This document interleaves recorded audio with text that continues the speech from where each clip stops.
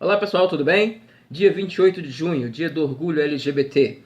É uma data que marcada por muita alegria e muita luta, e como não poderia deixar de ser, essa data não podia passar em branco. Ainda mais para um movimento cujo símbolo é o arco-íris. O quê? Tá cansado de arco-íris? É só não olhar pro céu, filho. Eu sou Flávio André Silva e esse é o canal do Titio Albino.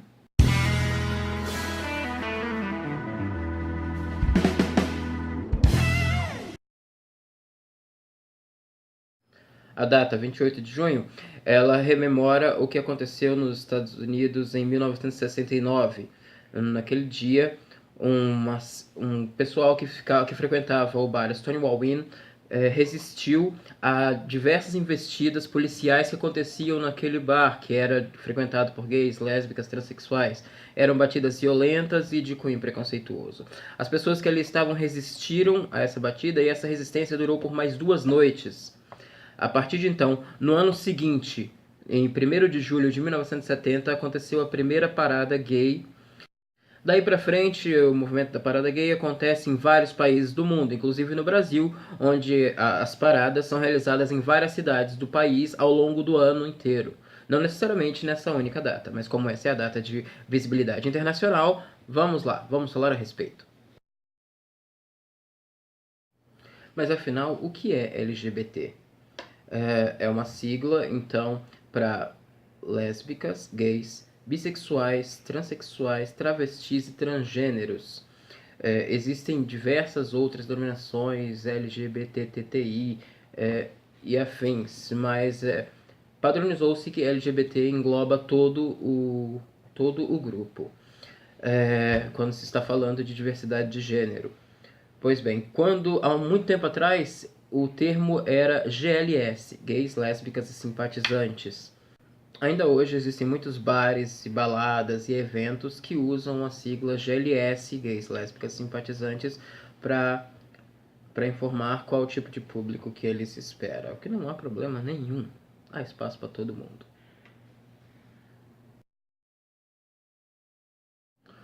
Orgulho é a satisfação de um indivíduo com relação a determinada característica, objeto ou atributo que ele tem, ou que alguma outra pessoa tenha. É preciso aí acrescentar a minha opinião com relação a esse conceito. Eu penso que o orgulho está atrelado à atividade. Não é possível, então, sentir orgulho de algo passivo. Não tem porquê de ser, por exemplo, eu ter orgulho de ser homem, eu ter orgulho de ser heterossexual, ou eu ter orgulho de ser albino, porque são coisas as quais eu não escolhi ser. Se eu não fizer nada a respeito, não vai mudar. Eu sou homem, heterossexual ou albino. Não há do que se orgulhar. Ao contrário de condições como o movimento negro, o movimento LGBT. E alguns ainda podem dizer, mas então se o gay pode dizer que tem orgulho de ser gay, eu posso ter orgulho de ser hétero.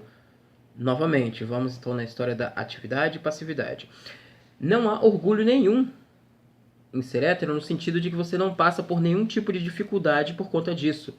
Você não é apontado na rua, você não é excluído, você não passa por nenhum tipo de dificuldade por ser hétero. Ao contrário do que acontece então com os gays, com os homossexuais de modo geral, com as mulheres e com os negros. Só e unicamente por ser como são, há um julgamento posterior, vindo de quem não tem mais nada para fazer e avalia o mundo por um funil moral muito esquisito. Então, se não há atividade, não há por que ter orgulho. É preciso reforçar a questão dos termos. Embora algumas pessoas sejam mais extrovertidas, sejam mais tranquilas e liberais, a ponto de não se importar com as provocações, com as brincadeiras, com as maldades, e acabar dando a volta por cima, até revertendo a situação para quem o faz, para quem me insulta.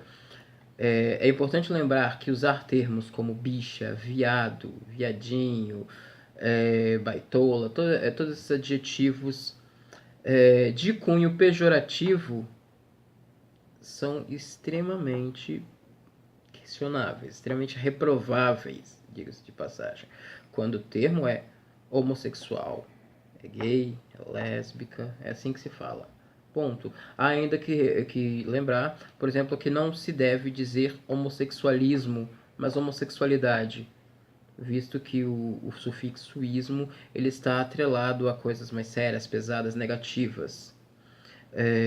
Ainda nessa temática de nomes, podemos citar então a questão de que há um tempo atrás havia a luta com relação ao termo de homossexualidade e homoafetividade, por conta de que o primeiro reduz essas pessoas à sua prática sexual, como se as mesmas não tivessem sentimentos e emoções, o que todos nós sabemos que não é verdade. Todas as pessoas, para serem pessoas, é preciso então que elas tenham emoções, que estabeleçam relações, e por conta disso, os processos de adoção, os processos legais, normalmente tendem a considerar como casais homoafetivos e não necessariamente homossexuais.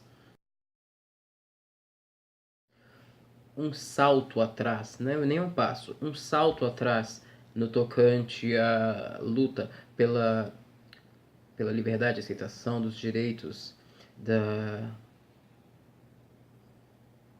liberdade de gênero é a definição de família pelo Conselho de Ética do Brasil, onde disse que família é a união entre homem e mulher por meio de casamento ou união estável ou a comunidade formada entre qualquer um dos pais com seus filhos, ignorando a possibilidade de outro tipo de formação familiar.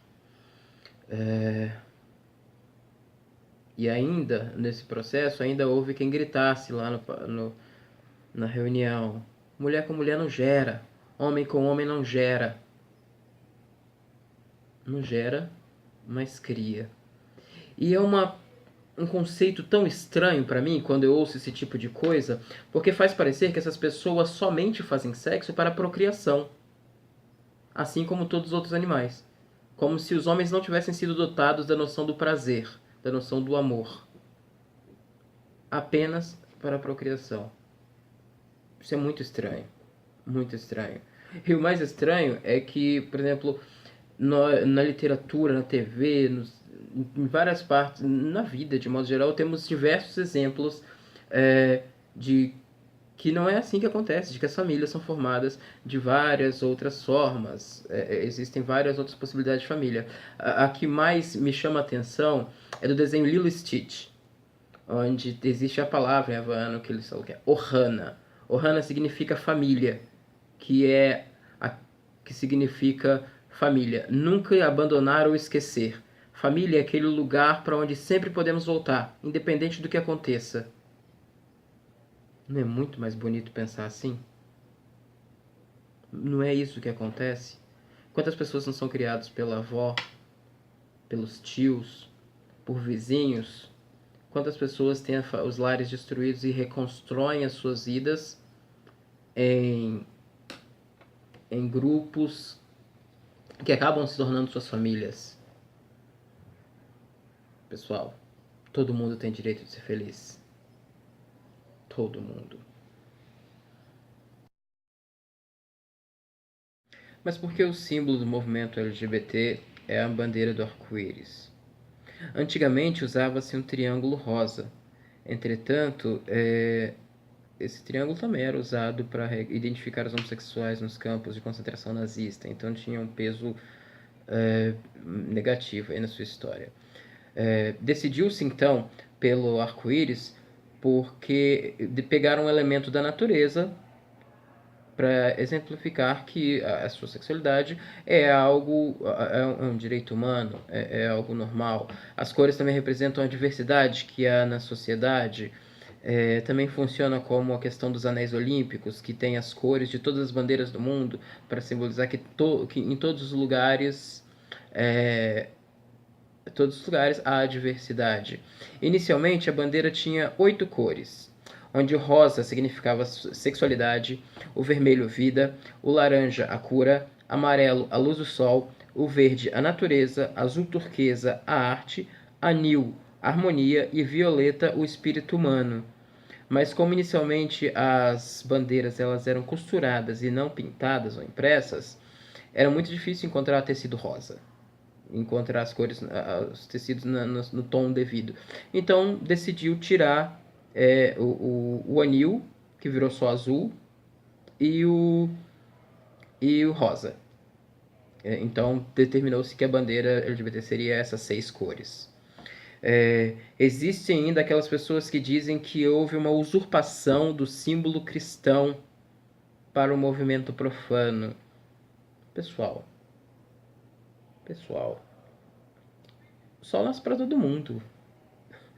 É uma ideia no mínimo estranha.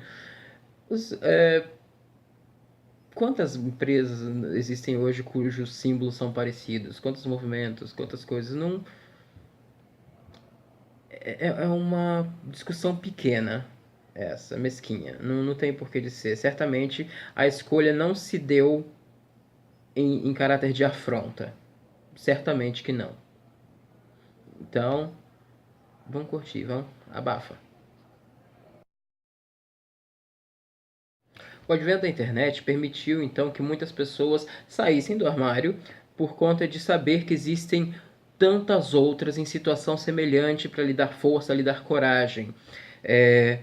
A internet auxilia a nossa sociedade de várias maneiras, inclusive aproxima as pessoas. Mas nesse processo, então, de valorização da igualdade de gêneros, muita gente acaba por tentar mudar os cânones da língua. Por exemplo, em vez de escrever queridos, não, escreve queridos, em vez de CEO, do dos, coloca um arroba. Ou ainda coloca um X. Mas, gente, arroba não é letra e X não é vogal. Existem muitas pessoas com deficiência visual, por exemplo, que utilizam programas de leitura de tela. Quando passa por algo assim, onde tem um caractere especial ou uma letra deslocada no meio da palavra, isso interrompe o processo de leitura e atrapalha essas pessoas. Então, não se preocupe se você disser queridos, se você usar as palavras no masculino, não é um ato de machismo. A nossa língua é assim. Eu não vejo problema nenhum na criação de novas palavras. Aquenda, bofe e afins. Acho super divertido, super válido. A língua é viva, ela está aí para isso. Agora, alterar o que é básico por conta de uma personalização que não precisa. Não precisa. Assim, acho que ninguém vai se sentir ofendido ou ofendida por conta disso. Tá aí, essa é a solução. Pode fazer o tratamento no masculino e no feminino. Ah, mas o texto vai ficar longo. Queridos, é o que há.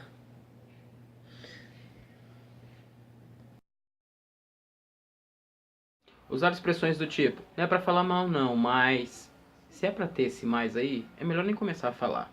A gente já sabe onde é que isso vai dar. Dizer, eu até tenho amigos gays, não faz você mais legal. Usar a Bíblia como argumento para repudiar o movimento homossexual é no mínimo incoerente, visto que é o mesmo livro onde diz que fazer a barba, usar roupas de tecido diferente, comer camarão, frutos do mar, é proibido também. Dizer que respeita na rede social, mas demorar para atender, olhar torto ou fingir que não tá ali na vida real, não ajuda muito.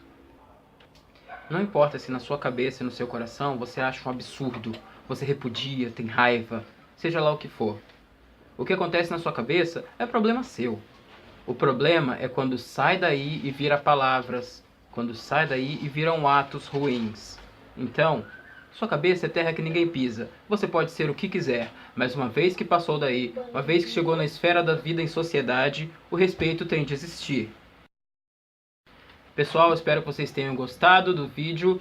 Desculpem ter ficado um pouco longo, mas é um tema que precisa de atenção. Embora eu sei que as discussões estejam muito rasas, ainda é o que eu posso fazer no momento.